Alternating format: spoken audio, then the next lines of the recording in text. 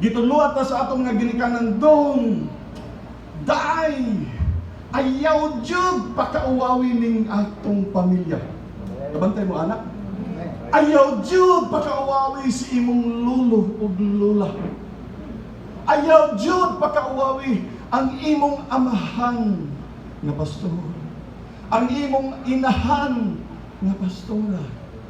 Di ba? May mga panahon nga na ayaw dyan pagkauwawi ang tao ng atong pamilya. And that is also what the Lord Jesus is saying to us this morning. Nga, because we are members of God's household, dapat dili nato pagkauwawan ng Diyos. Hallelujah. Dili nato butangan o mga butahan na dili insakto diha nga makahatag og suko ang atong Ginoo. Christians, followers of Christ, children of God, live up to the holy name that we bear. Kailangan maging conscious ta kung kinsang Ginoo nga ato ginadaladala sa atong kinabuhi. Amen. Nang lang makahibaw ta anak.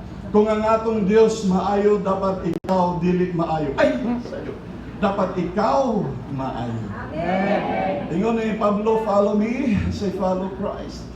Ingon ni Pedro, be holy because I, the Lord, make me holy.